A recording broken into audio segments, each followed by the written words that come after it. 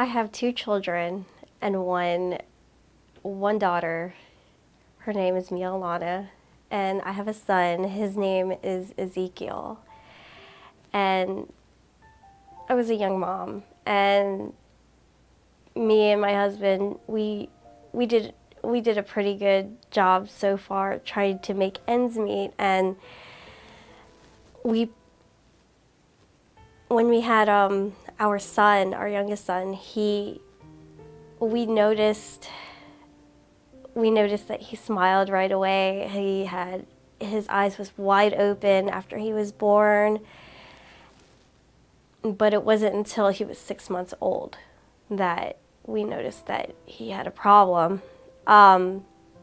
He was spitting up like any other baby would, but it was a little more excessive than what we're used to. He was irritable. It was getting more difficult to keep him happy, and we noticed rashes slowly appearing on his precious, perfect body. And I thought maybe this is just eczema. Maybe that is his problem. Then, before we know it, he got itchy a little more during meals, and it was getting a little more concerning. Come the 7th month, we started taking him to the allergist. Every appointment we had with the allergist, everything that he tested for an allergy, it turned positive. How can 7 pages worth of food allergies be just food allergies? After talking to other specialists, and finally a very close family member of ours who was also a doctor told us, I think it's time to look at other ways or another place for him. So we started looking into John Hopkins, and the hospital was in Baltimore. I found out that it was really hard to get an appointment with them, but I didn't want to give up. So I called every day, 3 times a day, trying to get a closer appointment.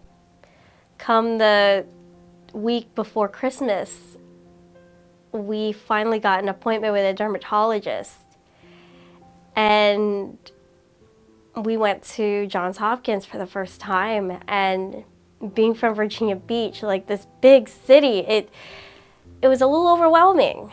And when we walked in, one doctor appointment became another doctor appointment. We came in for 1 appointment, but we walked out with 4 appointments. The allergist looked at me at Hopkins and said, how would you feel if we did an endoscopy on your son?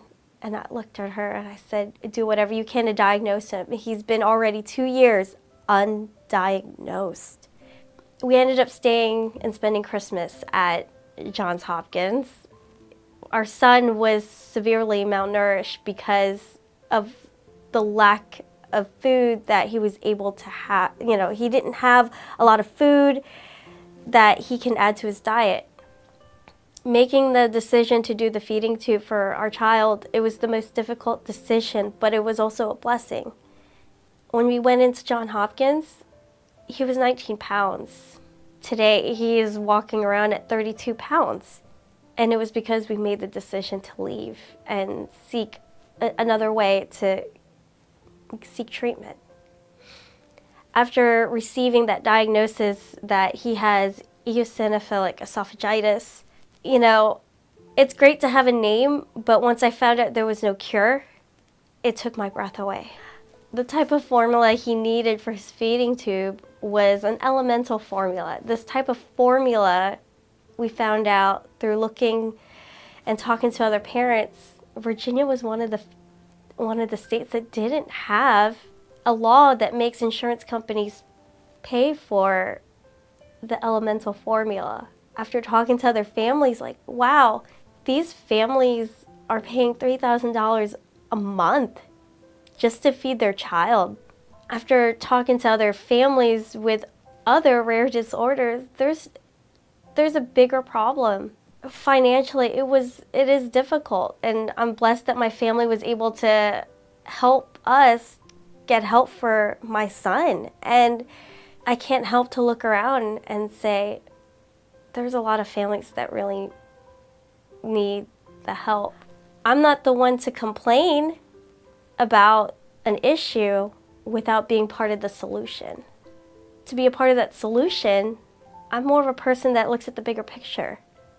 Doing this, watching everybody tell me what they've been struggling, I wanted to do something about it, and I thought about it and I said, hey, how about I go and talk to other families? And we ended up 170 of us who became members of the RDLA, and we went up to DC and brought up our issues to our congressmen and our senators. We wanted to be heard out.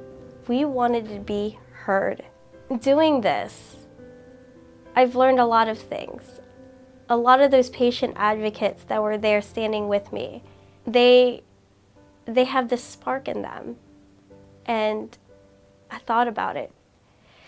You can love a person whether they grew from, your love came from your womb, or your love for them grew from your heart.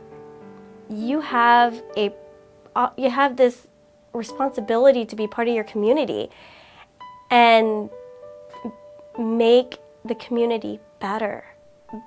Being able to not only fight for my child, but for others, it gives me a sense of hope that these people will one day follow their dreams and their goals, and to one day be able to provide for themselves. And that is the beauty of being a self-sufficient person. We couldn't do this without God. And meditation, it doesn't matter who or what your religion is, but there is something out there that gives you hope.